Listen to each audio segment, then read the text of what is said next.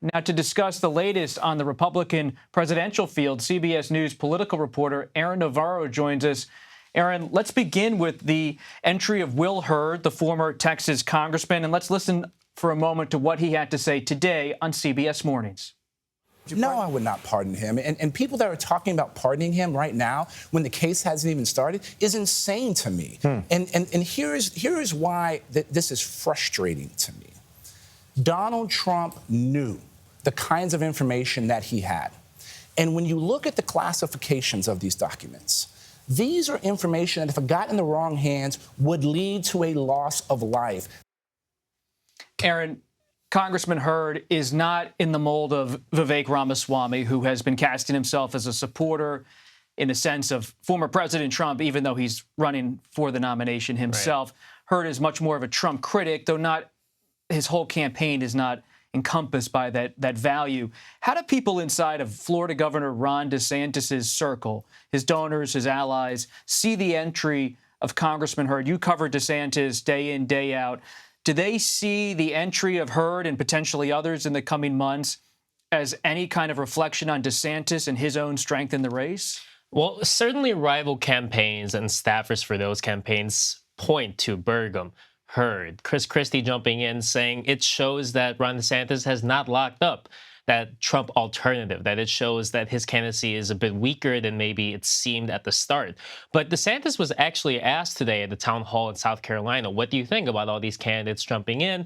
And he downplayed it. He said, I'm focused on winning. That's kind of your job, speaking to the voters here, to help me get there. Others can do what they want, but I'm focused on winning. And that's kind of been the response every time I talk to his campaign about other candidates. Their focus for him, for his allies, for his campaign is Donald Trump and kind of getting up to him, catching up to him in the polls and getting that nomination. Let's hear a little bit more about what the Florida governor had to say today. Now, all of a sudden, his tune is changing.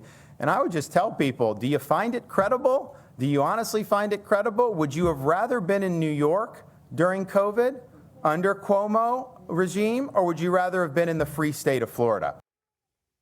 So he's making these attacks on Trump's policy record, but Trump might not show up to the first debate in Milwaukee. So what's the DeSantis plan for the rest of the summer? Well, it's going to be laying out some policy proposals, kind of showing what he would like to do for the country instead of, kind of touting the highlight reel of conservative bills he passed in Florida.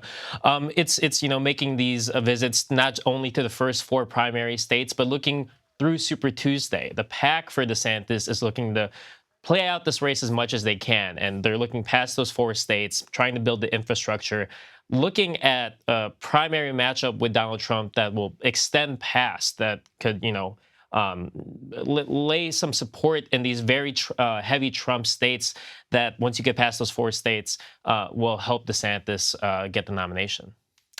In the final minute here, what are you watching? I mean, you're covering DeSantis all the time. We're not paying attention to every move he makes like you. So what should we be paying attention to that's on your radar? I'm watching how he interacts with voters and how voters interact with him. Is he comfortable with voters? Does he like it? Today was interesting because it was a town hall in South Carolina where he spent nearly half an hour, 45 minutes, just taking questions from the audience.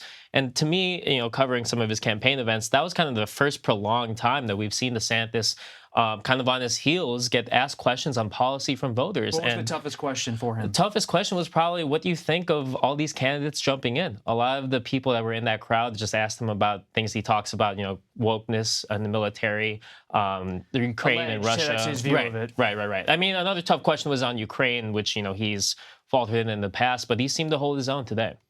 Aaron Navarro, always on the beat. Thank you so much for stopping by. We appreciate it. Thanks, man.